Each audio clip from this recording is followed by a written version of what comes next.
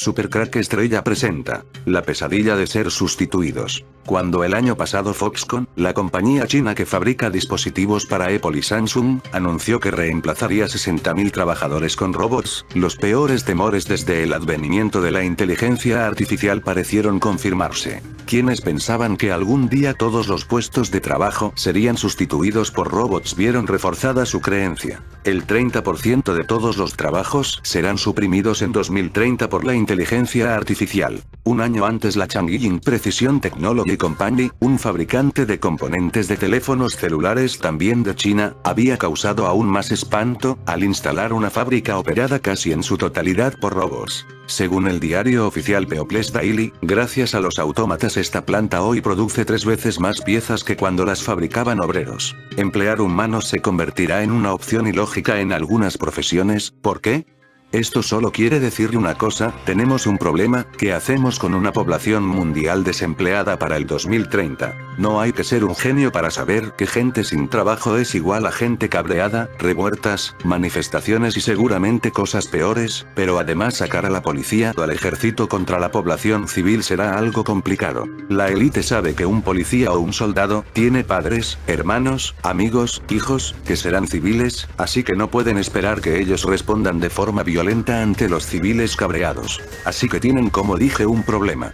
La idea es que en estos 12 años se busque una solución para que la policía y ejército puedan responder a este problema.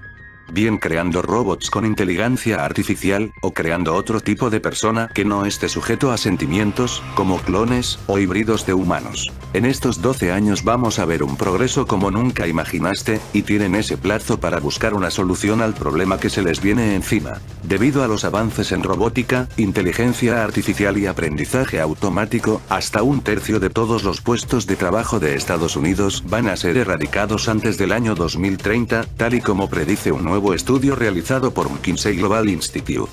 Eso significa, de producirse tal y como sugieren, que 70 millones de trabajadores estadounidenses tendrían que encontrar nuevas ocupaciones para antes de esa fecha. Aún así, se justifican las visiones apocalípticas que imaginan una economía dominada por robots, en la que los seres humanos son condenados a una existencia indigna de desempleo y marginación.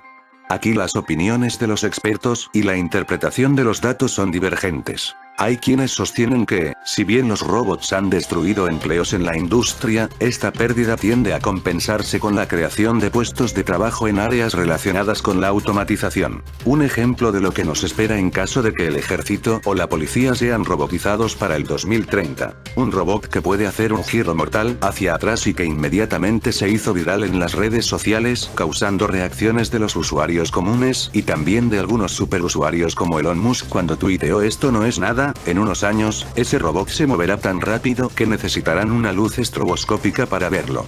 Dulces Sueños cerró irónicamente su advertencia y cuando le pidieron clarificar a qué se refería con la mención de la luz dijo de otra forma lo verían borroso. Esto se suma a la serie de advertencias de Musk, como cuando dijo refiriéndose al mismísimo Mark Zuckerberg: "He hablado de esto con Mark, sobre los peligros de la inteligencia artificial y, su entendimiento de este tema es limitado". Lo que parece ser es que la guerra armamentista de robots habilitados con inteligencia artificial se va a comportar de forma similar a como sucedió con la nuclear. Solo los países con más recursos serán capaces de pagar el desarrollo y comprar las armas para contar con esa ventaja tecnológica en el campo de batalla, mismos países que intentarán poner una barrera para que el resto del mundo no llegue a ese nivel de poderío, al menos antes de que la inteligencia artificial se les salga de las manos y el robot supere al maestro humano. ¿Han visto los robots de Boston Dynamics? Si no, les recomiendo que vayan a YouTube y vean algunos de los vídeos de los robots que desarrolla esta compañía.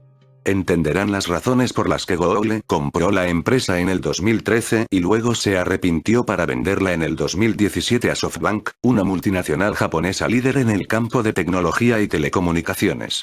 Miren que yo soy una persona que apoya la innovación y el desarrollo tecnológico, casi, sin reparo, pero al ver los vídeos de Boston Dynamics se me despierta el instinto primario de supervivencia por encima del de la curiosidad, y siento más miedo que asombro. Y si tienen oportunidad de ver las parodias que hacen los usuarios de la red social de vídeos, no dejen de verlas, solo puedo decir no mueras nunca Internet.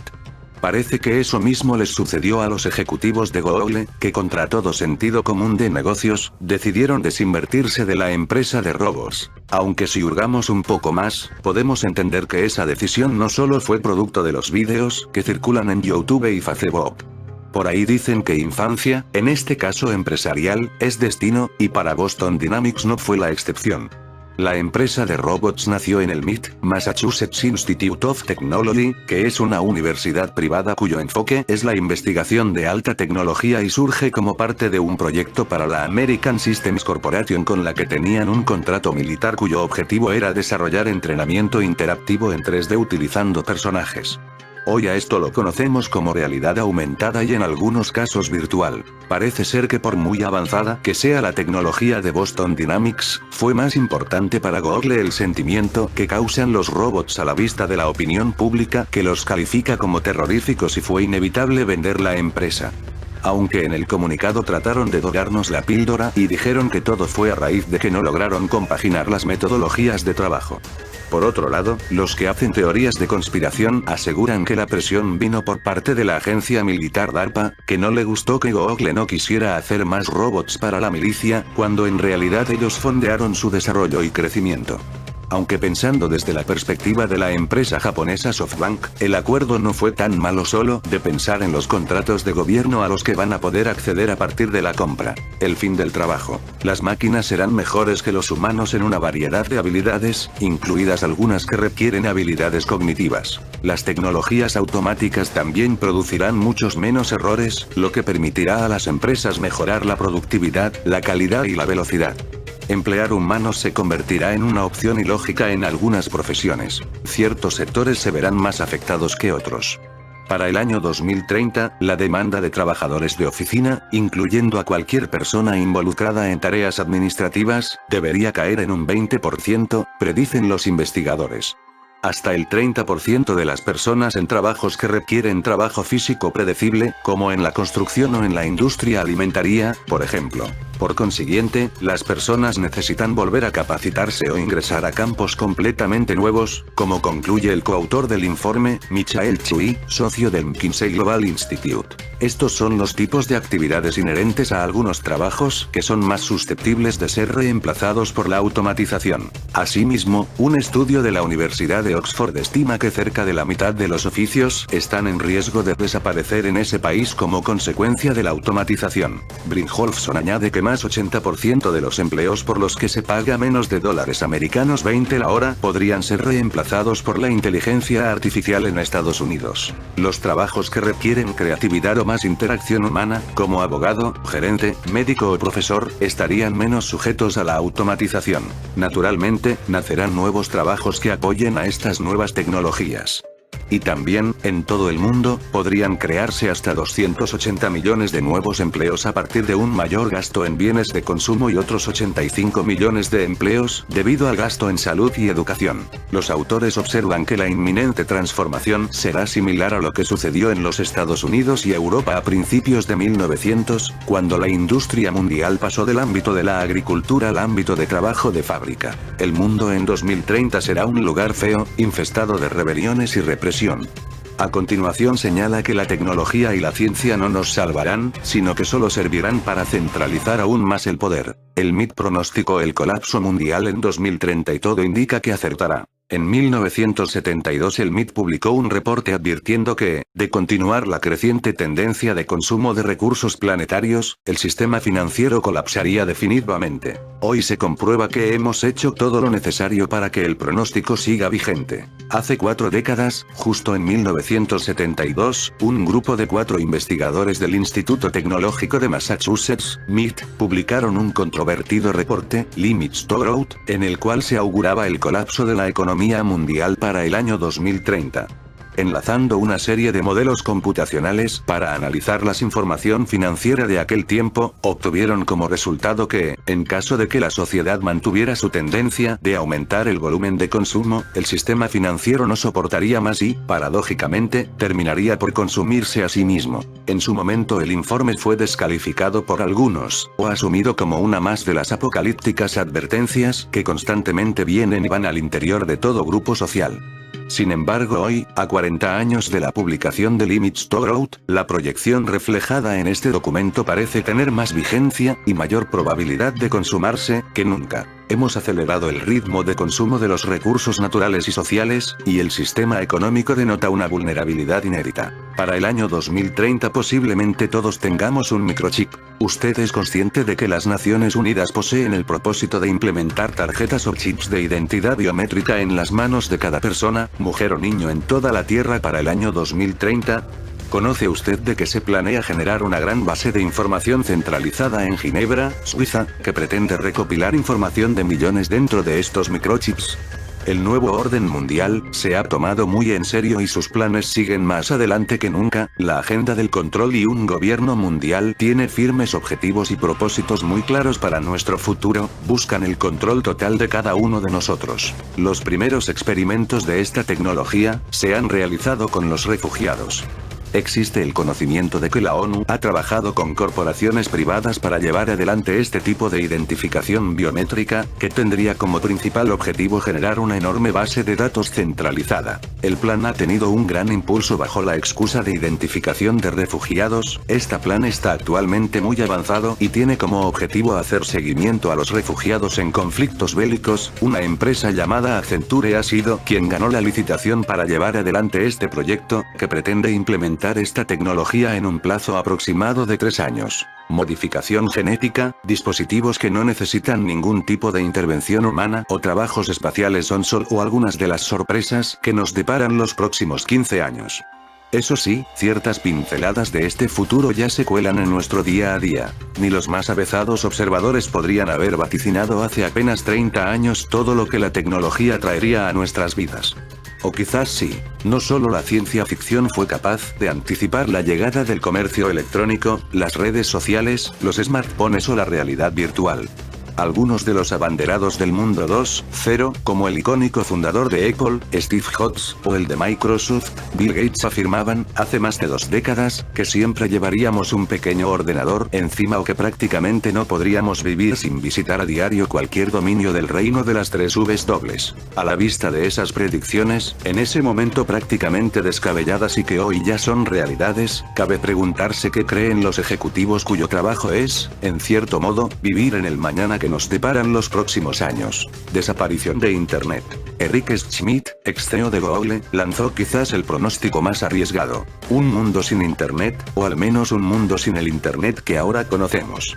Schmidt considera que la red estará tan integrada en nuestro quehacer cotidiano, wearables, Internet de las cosas, que se borrará la frontera entre online y offline y será como el oxígeno, siempre presente sin percatarnos de que realmente está ahí. Humanos modificados contra robots. A diferencia de otros visionarios como Elon Musk, el ya mencionado Gates o el respetado científico Stephen Hawking, que han llegado a afirmar que la inteligencia artificial podría acabar con nosotros, Reed Hastings, CEO de Netflix, no teme a este lobo feroz tecnológico. Es más, aunque el directivo vaticina un futuro en el que humanos y robots convivirán, considera que los primeros ganarán ampliamente la batalla contra los segundos gracias a que los avances en el campo de la modificación genética, que, a su juicio, logrará que seamos más fuertes, listos y rápidos, impedirán a las máquinas materializar su sueño de dominar la Tierra. Las películas apocalípticas de ese corte, por tanto, seguirán perteneciendo a la categoría de ficción. De vacaciones sin viajar, sin aviones, barcos, trenes o autocares. Para llegar a nuestro próximo destino solo nos hará falta un visor de realidad virtual, VR, o eso opina Mark Zuckerberg, fundador de Facebook. El directivo, muy prolífico en esto de las predicciones, está totalmente convencido de que esta tecnología revolucionará el mundo tal y como lo conocemos y cree muchos podrán optar por viajar virtualmente a destinos que no visitarían de manera física, ya sea por falta de fondos o por miedo a los aviones. Por tanto, cree que la VR es un complemento, no un sustituto de las tradicionales vacaciones y que, cuando se generalice su uso, dará un impulso a esta industria. Marriott, por ejemplo, ya utiliza los tours virtuales a sus establecimientos como herramienta para captar clientes. Trabajos de otra galaxia. Los viajes de ciudadanos de a pie al espacio y la colonización de otros planetas, como Marte, serán los siguientes hitos a conquistar por la humanidad e irán acompañados, según Jeff Bezos, CEO de Amazon, de algo lógico: la creación de cientos de puestos de trabajo. El millonario ejecutivo, cuya pasión por este tema le hizo fundar Blue Origin, compañía que compite con Space Decimo en la creación de aeronaves para transportar a los viajeros fuera de la estratosfera, augura que no tardaremos mucho en empezar a enviar currículums fuera de nuestra zona de confort terrestre. Coches autónomos. Se trata de uno de los avances que aparece en más quinielas futuristas, entre otras en la de Elon Musk, CEO de Tesla, y, por tanto, se han convertido en uno de que menos nos sorprenden ya. Lo cierto es que esta predicción va materializándose poco a poco gracias al trabajo constante de tecnológicas, como Google o Baidu, y fabricantes de automóviles, desde Audi al ya mencionado Tesla, y está empezando a llegar a las calles, como es el caso del autobús sin conductor, que esta semana ha comenzado a recorrer San Sebastián, sin billetes ni monedas. Los pagos móviles harán que nos olvidemos de qué forma y consistencia tienen los billetes que ahora son prácticamente indispensables en nuestras carteras. Tim Cook, CEO de Apple y otro de los directivos más dados a consultar su propia bola de cristal, aseguró a los asistentes de una de sus charlas que sus hijos nunca escucharían nunca el característico tintinear de las monedas en sus bolsillos.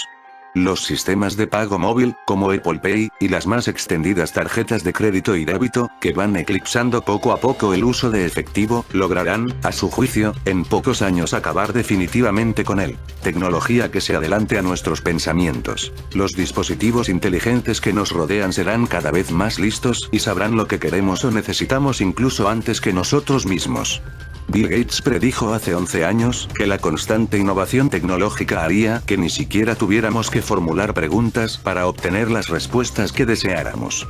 Satya Nadella, actual CEO de Microsoft, también auguró un futuro parecido, si bien considera que todo este poder predictivo, que adivinará cuando el cuerpo nos pide descanso, dónde queremos pasar nuestras vacaciones o qué queremos comer, se concentrará en asistentes virtuales como Cortana o Siri. Desaparición de 4 de cada 10 compañías. Un 40% de las empresas que existen en este momento en el mundo no serán más que recuerdos dentro de apenas una década. Así de contundente es la predicción del ex CEO de Cisco John Chambers. El directivo considera que las que no se digitalicen estarán firmando directamente su propia sentencia de muerte y que muchas de las que lo intenten fracasarán y también caerán en el olvido. Muerte del boli. Los objetos que más usamos en nuestro día a día están siendo suplantados poco a poco por sus propias versiones smart como, por ejemplo, los televisores, o, directamente, desapareciendo en la vorágine tecnológica que nos ha tocado vivir en los últimos años. Incluso recordar la última vez que recurrimos a un diccionario, una calculadora o una cámara de fotos resulta, a veces, complicado. Satya Nadella cree que los próximos en sucumbir serán los bolígrafos y lapiceros, que se volverán obsoletos ante las apps que nos permiten redactar textos, incluso garabatearlos en un folio virtual, o las que nos permiten grabar notas de voz. Invasión de trabajos de media jornada. Los robots vuelven a hacer acto de presencia en este futuro posible, esta vez para modificar la jornada laboral de los humanos. El cofundador de Google, Larry Page, considera que otra consecuencia del apabullante poder de la tecnología y del aterrizaje masivo de estos autómatas capaces de cubrir los puestos que ahora desempeñan personas de carne y hueso será la generalización de los trabajos a media jornada. Ante esta situación, Page considera que reducir las horas que dedicamos al trabajo sería una solución idónea que evitaría despidos masivos, facilitaría la conciliación, disminuiría el desempleo e incrementaría el número de personas que cuentan con algún tipo de ingreso. Eso sí, no habla de los cambios que se producirían en las nóminas de los trabajadores. Inmortalidad. El director de ingeniería de Google, Ray Kurzweil, asegura que dados los avances de la medicina, cada vez más apegados a las últimas tecnologías, como, por ejemplo, las nanopartículas en las que trabaja la propia compañía, pronto será posible prolongar nuestra salud y nuestra vida hasta límites que ahora nos parecen imposibles. Vivir hasta los 95 no era lo normal el siglo pasado, argumenta. Asegura que la clave estará en reprogramar nuestro organismo, como si de un software se tratara, para potenciar nuestra longevidad. Kurzweil predice que los humanos se convertirán en híbridos en la década de 2030. Eso significa que nuestro cerebro será capaz de conectarse directamente a la nube, donde habrá miles de computadoras y esas computadoras aumentarán nuestra inteligencia existente. Dijo que el cerebro se conectará a través de nanobots, diminutos robots hechos de hebras de ADN. Nuestro pensamiento entonces será un híbrido de pensamiento biológico y no biológico, dijo. Entre más grande y más compleja sea la nube, más avanzado será nuestro pensamiento. A finales de 2030 o principios de 2040, Kurzweil cree que nuestro pensamiento será predominantemente no biológico. También vamos a ser capaces de respaldar plenamente a nuestro cerebro. En fin, amigos de Supercrack Estrella, quizás no todo sea tan malo, ¿o sí? Si te gustó el video, pulgar arriba.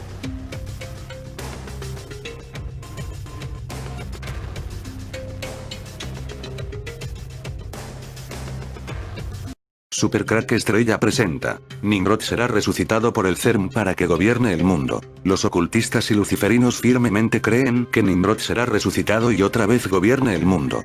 Para resucitar a Nimrod se habla en sociedades secretas, habría 2 o 3 fórmulas. Se piensa que una de las formas de resucitar a Nimrod sería usando el CERN, abriendo un portal hacia el antimundo, el lugar donde se dice que está. Otros piensan que Nimrod está enterrado en Alepo, y que una cápsula de invernación protege su cuerpo, pero que de momento no consiguieron volverlo a la vida. ¿Pero quién fue Nimrod?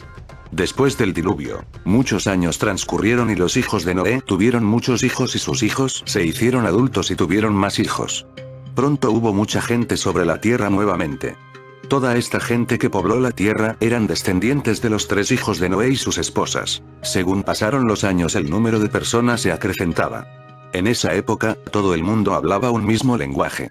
Como se trasladaron al este, encontraron una planicie en Sinar y allí se instalaron. Los hombres comenzaron a erigir hogares, graneros, almacenes, y todo tipo de edificios. No pasó mucho tiempo antes que pequeños villorrios empezaran a desparramarse por toda la planicie. Más y más familias eligieron esa área para vivir. De manera que las personas se estaban mudando nuevamente para estar todas juntas exactamente igual que antes del diluvio. Allí había muy pocas rocas y árboles. Probablemente ninguna ciudad grande habría sido construida allí si no fuese porque se descubrió que gran parte del suelo era bueno para hacer excelentes ladrillos. Estos fueron hechos, presionando arcilla húmeda en forma de bloques, cocinándolos luego al sol o alrededor de fogatas. Así que el pueblo usó ladrillos en lugar de piedras y brea en lugar de argamasa para unir los ladrillos. Ellos entonces dijeron: venid, construyámonos una ciudad y una torre cuya cúspide llegue a los cielos, y hagámonos un nombre, no sea que seamos dispersados por toda la faz de la tierra. Esto no le agradó a Dios. Él sabía que cuando las personas se amontonan en edificios atestados, no son capaces de obtener lo mejor de las cosas buenas. Él había hecho la creación para los humanos para que pudiesen encontrarse en los campos, bosques, montañas, arroyitos y aún en los desiertos y mares. Además, era más probable que los hombres violaran las reglas de vida feliz de Dios si vivían en masa. Dios le había ordenado a Noé y a su familia que los pueblos debían distribuirse por toda la tierra. Nimrod se convierte en un héroe. En esta época de la historia humana había un hombre que se llamaba Nimrod, que era descendiente de uno de los hijos de Noé, Cam. En realidad era el bisnieto de Noé, y el nombre de su padre era Cus. Nimrod, si aceptamos una base hebrea para el nombre, significa rebelión o el valiente, según el diccionario hebreo de Strong 5248. Es muy probable que los hebreos asociaron este nombre con la rebelión, por ende a esta palabra se le dio ese uso. Por cierto que Nimrod hizo honor a su nombre, si es que este era en realidad rebelión. No obstante, el nombre puede haber derivado de la Ninurta mesopotámica, la cual se aplicó luego a un dios de la guerra, al que también se lo llamaba el Arco, el héroe poderoso, cuyo culto estaba muy difundido a fines del segundo milenio AEC. Su nombre podía encontrarse en los últimos reyes de ese período y el rey asirio, que fue el primer asirio que gobernó sobre toda Babilonia, fue llamado Tukulti-Ninurta I. Recientemente, los eruditos han tratado de sugerir que en realidad este rey era el que originó el nombre Ninurta. Sin embargo, él gobernó en una fecha demasiado tardía y es más probable que haya sido nombrado según su predecesor Nimrod, y el culto de Ninus, otro dios del oriente, también estaba ligado a Ninurta. Tanto Ninurta como Ninus probablemente se deriven del predecesor Nimrod. A menudo, a causa de que Nimrod era un hijo de Cus, algunos eruditos que no creen en la veracidad de la Biblia asocian a este con el faraón Amenofis III. Esto se basa en el hecho de que los hijos de Cus emigraron de la Mesopotamia a Etiopía. Sin embargo, estos parecen haber venido de Kusu, la cual queda al este de la Mesopotamia, y algunos de los hijos de Cus probablemente hayan ido aún más al este a la cuenca del río Indo, en lo que actualmente es Pakistán, y prosiguieron más allá hasta la India. También Asiria fue en algún momento llamada la tierra de Nimrod, y él estableció ciudades en Babel o Babilonia, Eret, Akadicalne en Sinar, el cual es el nombre primitivo de Sumeria.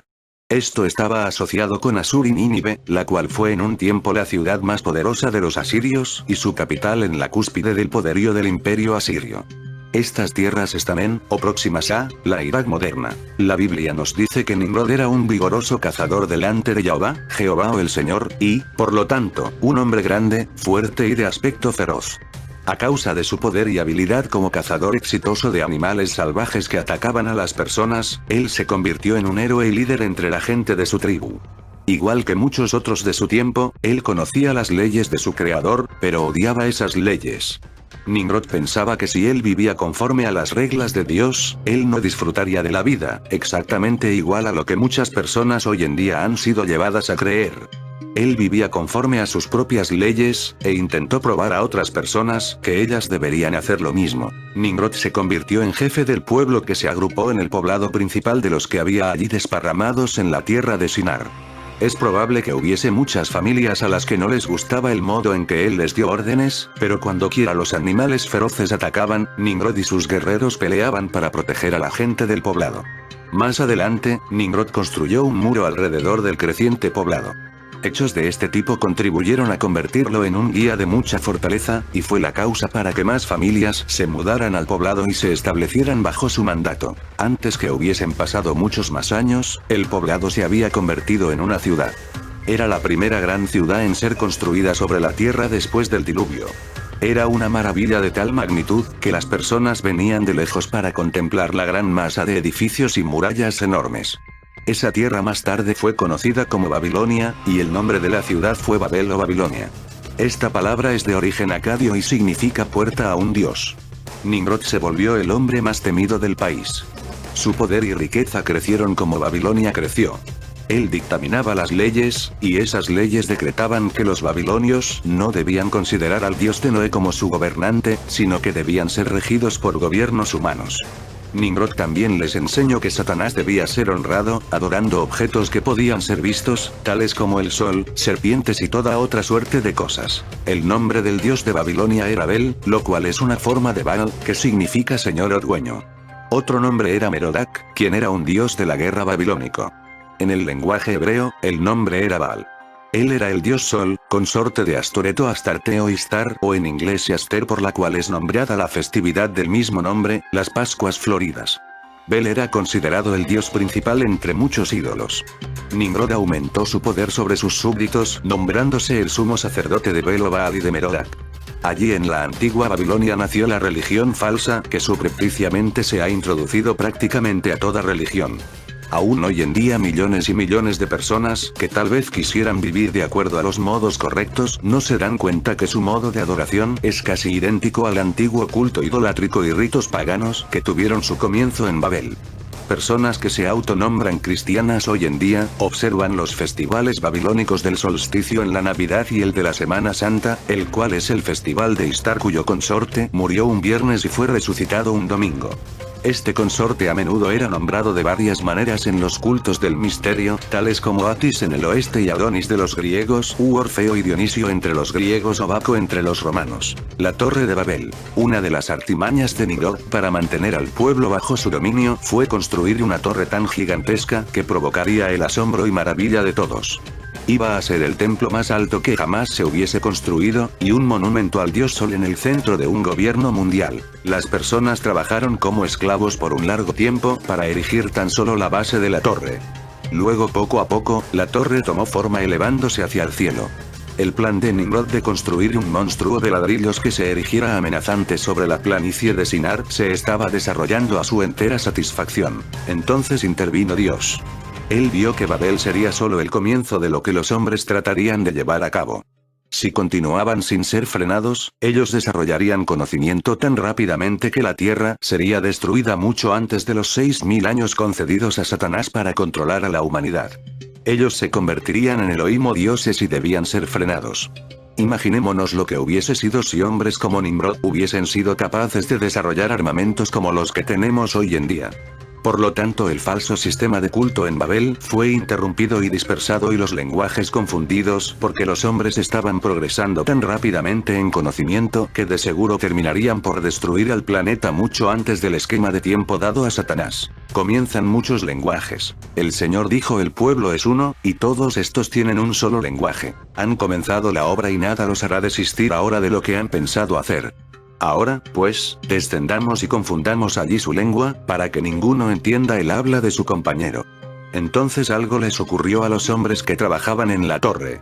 Empezaron a acusarse mutuamente de no hablar claramente. Algunos hablaban de una manera mientras que otros de una manera distinta. Cuanto menos se entendían entre ellos, mayor era la discusión. Las discusiones se volvieron riñas. El trabajo se paró. Dios les ocasionó hablar en tantos idiomas diferentes que la falta de comunicación hizo que fuera imposible continuar trabajando en el templo. Desde entonces la torre fue llamada Babel porque Babel significaba confusión en el lenguaje original de Noé usado allí y ha retenido este significado desde entonces. Esta es una de las razones por lo que la élite satánica lucha contra todos los pueblos del mundo. Ellos quieren volver a los tiempos de Babel, un solo idioma en el mundo, y una nueva religión que elimine las enseñanzas de Jesús el Cristo, lo que llaman el nuevo orden mundial. Al no entender el habla de sus vecinos, muchas familias que vivían en, o en los alrededores de, la ciudad de Babilonia, se mudaron buscando cómo ganarse la vida en lugares distantes en el territorio. Esto era lo que Dios quería que hiciesen. Su método de dispersarlos confundiéndoles el idioma fue un duro golpe a los planes de Nimrod, que eran de rápido crecimiento de su reino y mayor control sobre los hábitos, costumbres y comportamiento social de los hombres. Mas durante los próximos años, mientras el pueblo se estaba dispersando por la tierra, aquellos que permanecieron en Babilonia incrementaron en número. Además, muchas más personas hacían allí paradas en sus viajes. Las Naciones Unidas está creando portales satánicos. ¿Qué está haciendo Estados Unidos? Cristianos y conservadores por igual deberían estar, literalmente, indignados en este punto, por lo que nuestro gobierno y las Naciones Unidas están trayendo a la gente, no solo a los Estados Unidos de América, sino a todo el mundo. Como si no fuera suficiente, las Naciones Unidas están construyendo templos de Baal, en la ciudad de Nueva York y en Gran Bretaña y, esperan construir uno de estos templos en cada ciudad importante, a nivel mundial. El templo de Baal, también conocido como el templo de Bel, fue un famoso punto de referencia mundial que se encuentra en Palmira, Siria. En agosto de 2015, este templo fue destruido por ISIS, y la mayor parte del mundo retrocedió con terror ante la pérdida de un sitio de patrimonio cultural. Se cree que cuando estas puertas del Baal estén repartidas por todo el mundo llegará la resurrección de Nimrod. En la escena final de la película Cazafantasmas, es a donde los cazafantasmas suben a la azotea del rascacielos, y un dios les pregunta si son dioses, respondiendo ellos que no.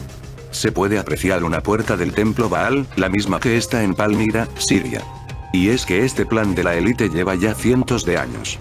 Por esta razón podemos ver esto en una película de los 80. Nimrod, que fue responsable de la construcción de la Torre de Babel, fue la primera figura del anticristo. Sumeria y Caldea, en la llanura de Sinar, en el área de los ríos Tigris y Éufrates, en el cercano oriente. Andando el tiempo, se levantarían, en estos mismos contornos geográficos, conocidos también como Mesopotamia, los países de Siria, Babilonia y luego Persia. En la actualidad, Irán e Irak comparten estos territorios. Sumeria Caldea era el primer reino del mundo. El primer monte rey, o cabeza, de la bestia, la que eventualmente tendría 7 cabezas. Aquel reino fue establecido por Nimrod y su esposa Semiramis, personajes que vivieron después del gran diluvio. Bien que el nombre Semiramis no aparece en la Biblia, Nimrod figura así en el Antiguo Testamento. Nimrod, el bisnieto de Noé, primer sacerdote de Lucifer en la tierra. El CERN, una tentativa de liberar a los seres espirituales caídos, el más importante para ellos es Nimrod. Ya conocemos la historia de Nimrod, que construyó una torre que fue diseñada para ser una escalera o puerta de entrada al cielo, la famosa Torre de Babel. Según la mitología tradicional, Nimrod quería conocer a Dios y entender su funcionamiento.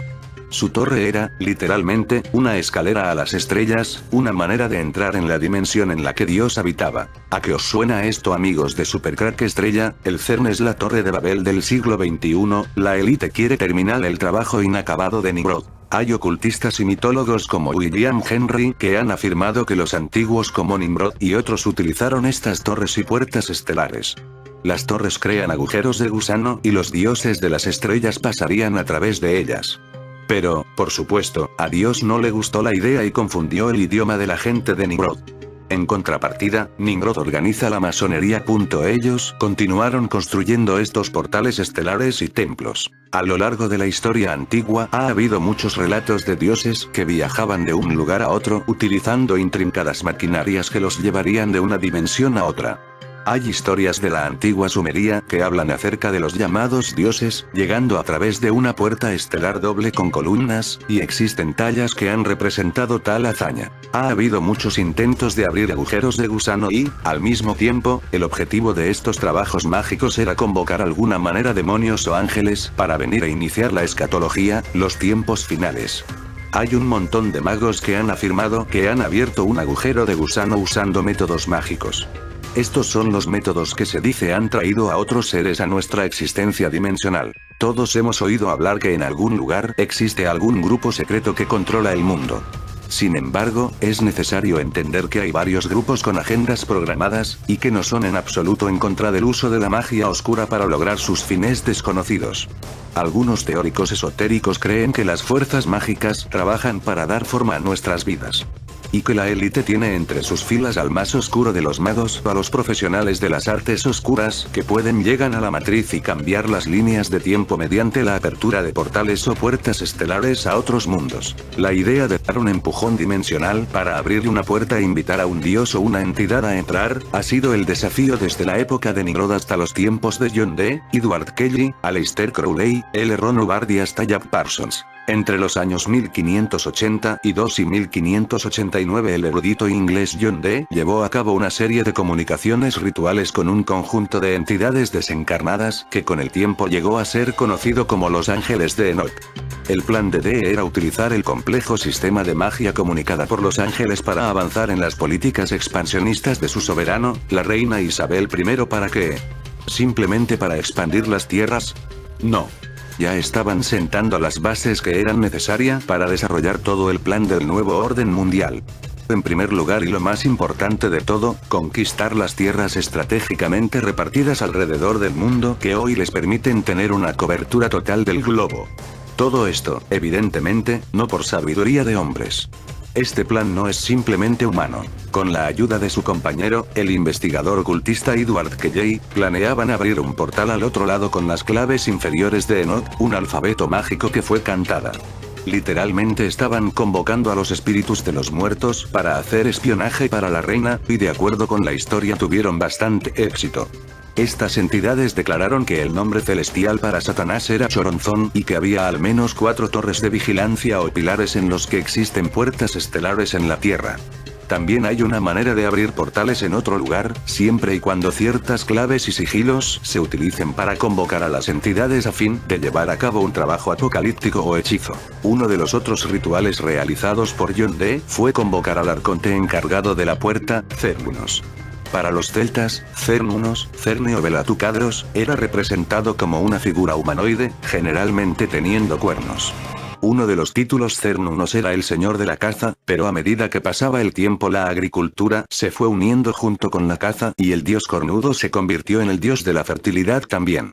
El culto de esta deidad era realizado esperando alcanzar no solo buena cacería, sino también garantizar una cosecha abundante e incluso la procreación exitosa de la humanidad. Como tal, lo encontramos representando el concepto de la vida, la muerte y el renacimiento, aunque en otros mitos Cernunnos es representado como un dios con cuernos que controla a las serpientes.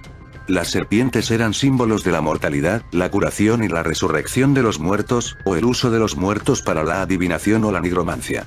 Al considerar la muerte como parte integral del círculo continuo de la vida, Cernunnos también ha sido asociado a los infiernos, el reino de los muertos. Las invocaciones y la citación de los arcontes eran parte de algo que se llama el trabajo del apocalipsis. La idea era convocar a varios ángeles y demonios de los bajos fondos para abrir una puerta estelar o escalera al cielo. En realidad, fue uno de los primeros intentos de abrir un portal a otra dimensión y convocar a los espíritus. Fue literalmente un ritual para abrir los secretos del universo y conversar con los dioses. Pero los ángeles nunca permitieron que Dee fuera el instrumento mediante el cual se llevase a cabo la fórmula ritual para iniciar el apocalipsis. Los ángeles declararon que el trabajo tendría que ser realizado en un momento posterior. El ritual sin terminar se sentaría como una bomba de tiempo oculta tic-tac, esperando que algún mago inteligente, tal vez guiado por los ángeles, para completarlo. Tee nunca recibió la señal para llevar a cabo el trabajo del apocalipsis en su vida. Esto estaba reservado para otro siglo y otro hombre. Ese hombre era Aleister Crowley.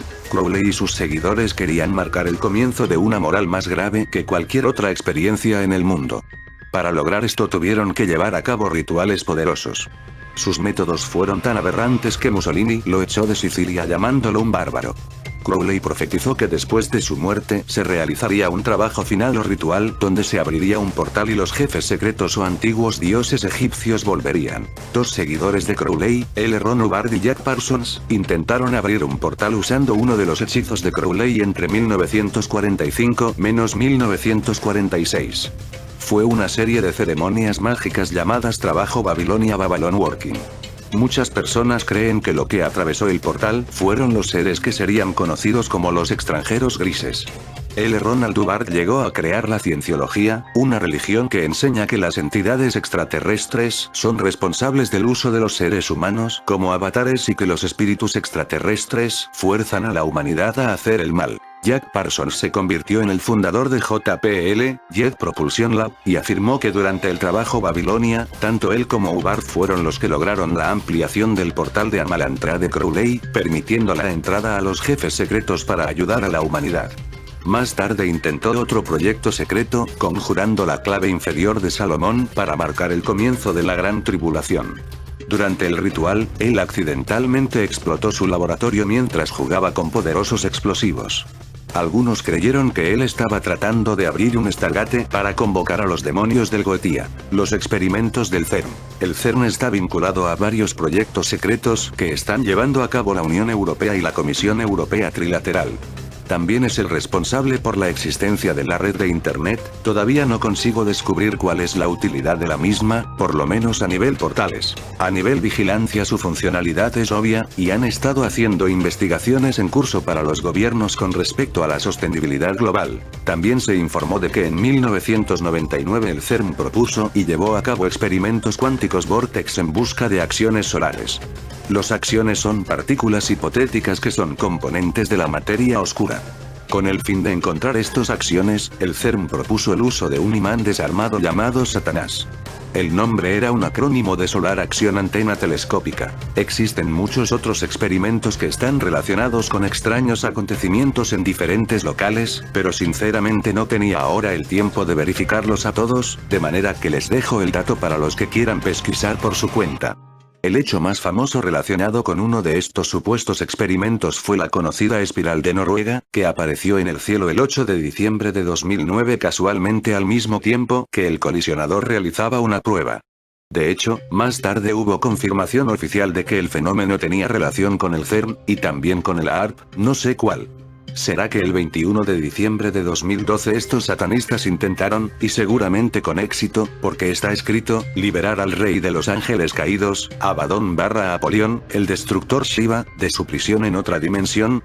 Y aún falta que liberen a los 200 titanes ángeles caídos que bajaron a la tierra y cohabitaron con mujeres, aquellos vigilantes de Judas 1, 6 y 2 Pedro 2, 4, que engendraron una raza de gigantes, los Nephilims, que fueron encadenados en los valles de la tierra, en el interior de la tierra.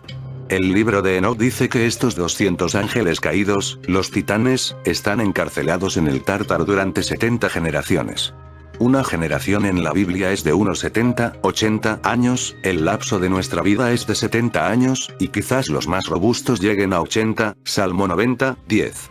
Estos titanes han estado encarcelados por alrededor de 5.600 años. Las profecías mayas y aztecas para el 21 de diciembre de 2012 no hablaron nunca acerca de un final apocalíptico del mundo. Más bien mencionaban el regreso de los 9, Bolón Yoctecu. Estos 9 eran vistos como viviendo en el inframundo, y se describen generalmente como dioses de los conflictos y de la guerra, y por lo tanto, vinculados con los peligrosos tiempos de transición, malestar social, eclipses, y los desastres naturales como terremotos. Se dice que al final de un Bactún, ellos abandonarían su reino subterráneo y surgirían a la superficie de la tierra, donde batallarían con las 13 deidades de los cielos. Pero 9 dioses no son solo un ingrediente de la cultura maya. Hubo también 9 dioses en la religión del antiguo Egipto, así como en muchas otras, por ejemplo, la India. Para los egipcios, eran también conocidos como los 9 principios y estaban vinculados directamente con su deidad creadora, Atum. El control de estos 9 principios era considerada fundamental para el exitoso gobierno de un faraón. Un control adecuado sobre ellos significaba que el equilibrio, vinculado con la deidad Maat, era mantenido y que todo estaba bien con Egipto, el mundo y el universo. Por tanto, podemos ver que los 9, en un entorno egipcio o maya, estaban estrechamente relacionados, en ambos casos, y determinaban el gobierno de una era, por lo que su consulta es de suma importancia para el éxito de la nación o del establecimiento de un nuevo orden mundial. Se dice que en la luna hay otra torre de Babel, pero de momento no sabemos qué conexión tiene con todo esto. En fin amigos de Supercrack Estrella, si el video te gustó pulgar arriba.